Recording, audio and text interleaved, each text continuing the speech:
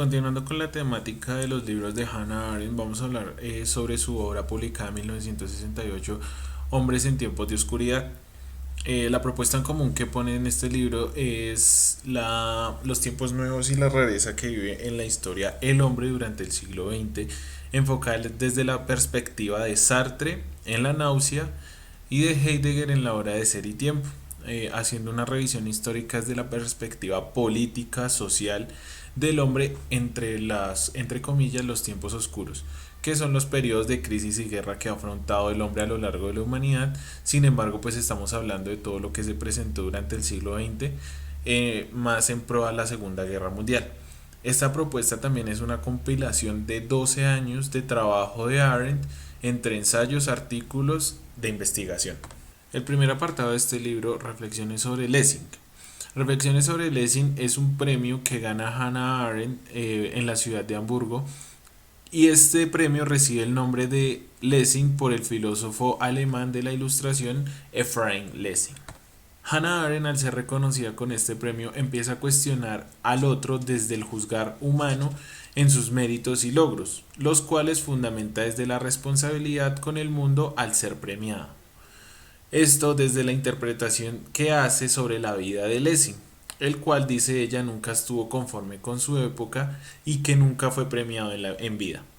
El hecho de que el Senado de Hamburgo haga uso del nombre de Lessing a esta consideración de Arendt está mal hecho, ya que considera que Lessing como el genio de el gusto oportuno, entre comillas, y lo ocupa en los campos de la política y la amistad. Ephraim Lessing fue un pensador y crítico literario interesado en muchos temas.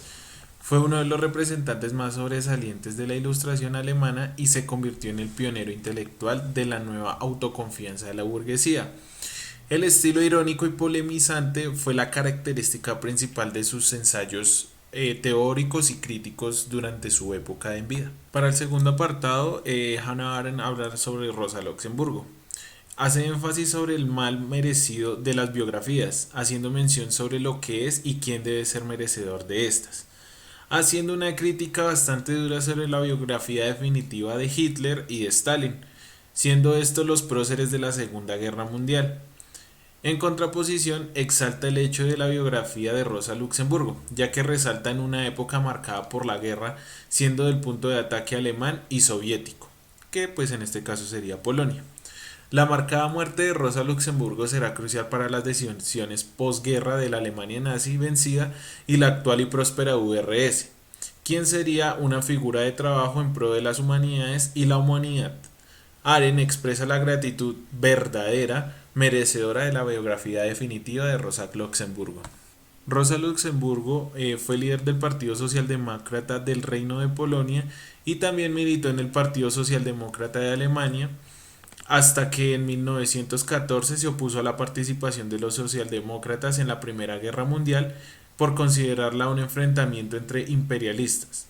Toma parte en la frustrada revolución de 1919 en Berlín, aun cuando este levantamiento tuvo lugar en contra de sus propios consejos. La revuelta fue sofocada con la intervención del ejército, la actuación de los Freikorps o cuerpos libres que fueron quienes la ejecutaron. Para el tercer apartado, Hannah Arendt habla sobre Karl Jaspers y la idea del ciudadano del mundo.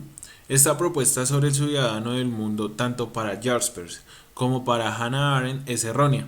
Con la rápida expansión de los imperios entre el siglo XVIII y XIX, los territorios se hacían más allegados unos de los otros y los posibles enemigos frente a la idea del nacionalismo estaban cada vez más cerca. Las diferencias políticas se iban acabando y el pensamiento cultural individual de cada nación iba transformándose conforme el tiempo avanzaba, y permitir el extranjero era cada vez más permitido. La mención de Arendt es que el mundo no está listo para una unidad global, por las diferencias que tienen los países en cuanto filosóficas y políticas, lo cual solo genera conflictos bélicos. Karl Jaspers, su visión de la historia de la filosofía e introducirse en sus temas más importantes, comenzando por la ciencia moderna y el empirismo. Jaspers señala que al cuestionar la realidad enfrentamos los límites que un método científico que simplemente no puede traspasar. Continuamente destacó la necesidad de reconocer tanto los conceptos de subjetividad como de objetividad. En esto, Hannah Arendt lo que propone es que los autores, por eso el título del libro, los autores que vivieron dentro de la época de oscuridad son los que más deben resaltar durante estos periodos de crisis. Como se mencionó al principio, la obra de Hannah Arendt de la cual estamos hablando busca precisamente dar voz a aquellos que en su momento no tuvieron el debido reconocimiento por sus aportes al arte, la filosofía, la literatura o la política, por ejemplo.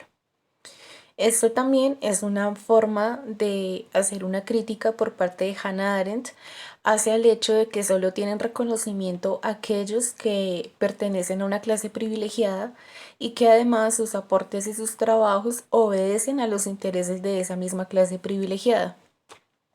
En ese sentido, para este siguiente apartado del libro aborda a dos autores. En un primer lugar, habla de Isaac Dinesen, es una escritora nacida en Dinamarca en el año 1885 y fallece allí mismo en el año 1963. Es una escritora que tiene que pasar por muchas dificultades, entre esas el hecho de valerse de varios seudónimos para poder dar a conocer su trabajo, trabajo que por supuesto fue reconocido en la posteridad.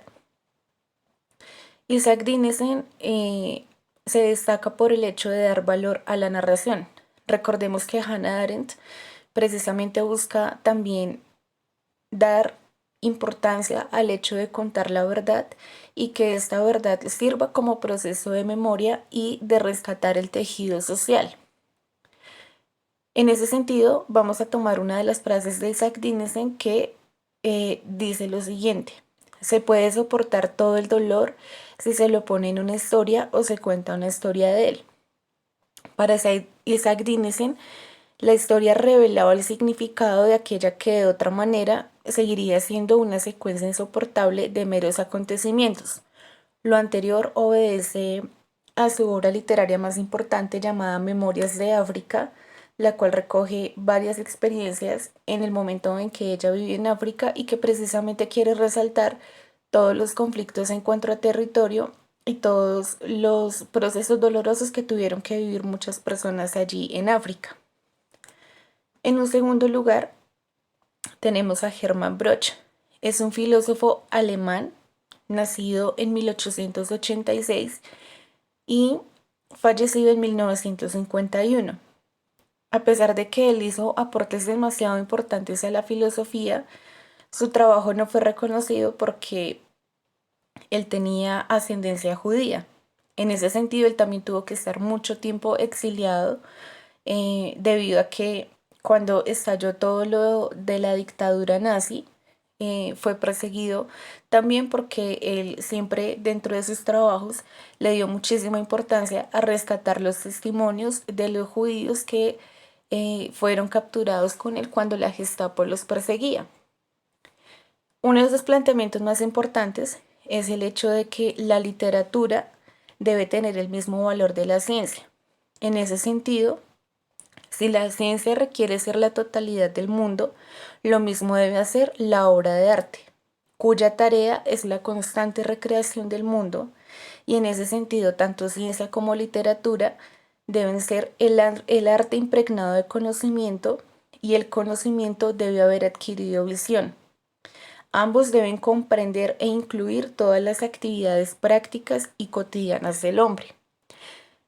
En ese sentido, lo que busca plantear Broch es que todo producto cultural, todo producto literario debe ser una fiel representación y una fiel respuesta de lo que es el contexto histórico y social que el ser humano que crea vive en ese momento.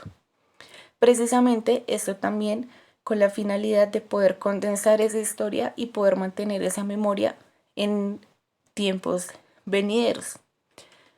Se destacan estos dos autores precisamente porque Hannah Arendt es una lúcida observadora de esa vinculación que se establece entre los derechos del hombre, la ciudadanía y cómo esto es parte de la pertenencia a una comunidad política y que precisamente este se basa en el nacimiento en un territorio.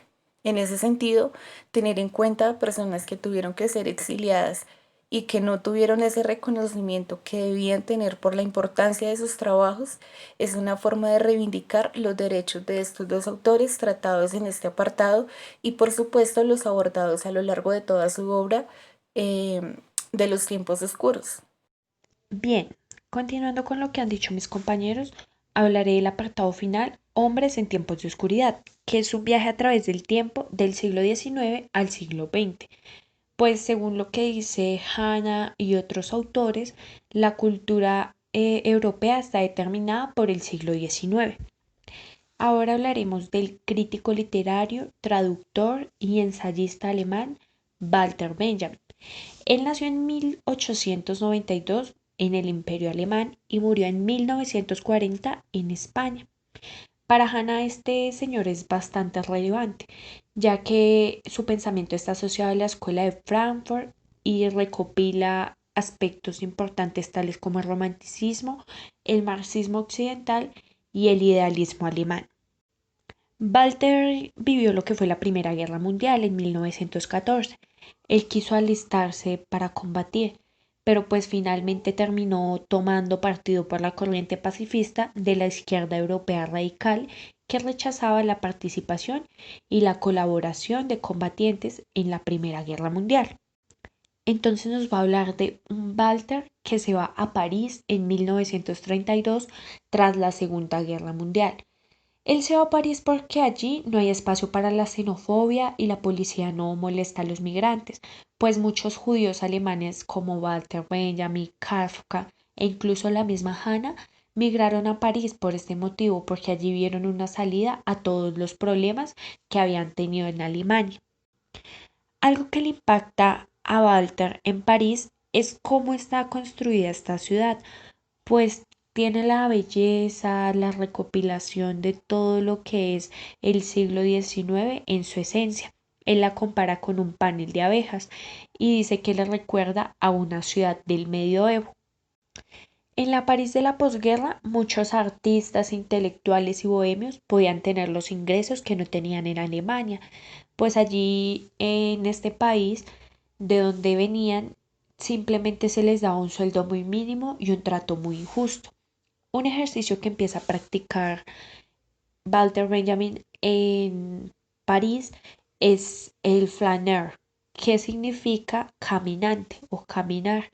Entonces él empieza a viajar sin rumbo, sin prisa, cubre París a pie y él empieza a descubrir nuevas experiencias. Allí encuentra lo que se llamarán las arcadas del siglo XIX. En París para esa época solo quedaban 20. Son construcciones en forma arqueada que a él le causan gran impacto y le hacen querer interesarse un poco más por lo que es la París del medioevo. En sus largas caminatas, Walter se interesa por el movimiento surrealista. Empieza a admirar bastante a Jean Giraudot y Luis Aragón, pues él considera que las posturas que ellos toman frente a la crítica y el arte son bastante relevantes. Walter nunca quiso riquezas ni nada parecido. Él cuando se marcha a Alemania está en la bancarrota. Se denomina a sí mismo un hombre de letras. Un hombre de letras se reconoce porque está apartado de la sociedad y el Estado. Tiene un rechazo total al ser integrado en la política o en el medio social. Para el siglo XIX y XX se dividen en dos clases: los refinados, que son aquellos que no ejercen y poseen los medios para costearse, y los revolucionarios independientes que trabajan y publican obras. Algo que se destaca de Walter es la crítica y la ironía que él expresa para con el mundo. Él critica mucho a los alemanes literatos, porque dicen que ellos se han vendido y han vendido sus recursos espirituales y lingüísticos, que se venden al poder y pierden la tradición y la autoridad. Él rechazaba completamente el hecho de ser judío, no por el antisemitismo ni nada parecido, sino que para esa época de la Segunda Guerra Mundial, el ser judío era acabar con el ser en su espíritu o en su interior. Entonces viene lo que se llamará la transfiguración de los objetos, que a Hannah le fascina porque para ella esto es un modo de identificarse. La transfiguración de los objetos es hacer esa catarsis a través de demostrar lo que ellos son, demostrar su condición judía, demostrar su historia y guardar lo positivo de esta situación. Pues ella como víctima del holocausto y otras situaciones que vivieron los judíos, entiende lo que realmente esa transfiguración de los objetos. Hace un comparativo con la colección de libros. Ella dice que un libro que se guarda en un estante, nunca se lee y nunca se estudia, es un libro perdido, que los libros se deben leer, se deben estudiar, se deben sintetizar e interiorizar lo más importante y relevante de ellos y finalmente tomar, construir y reconstruir lo que viene después para las futuras generaciones de todo lo aprendido. Muchas gracias. Este trabajo fue realizado por Judy Quevedo, Adrián Hidalgo y Daniela Beck.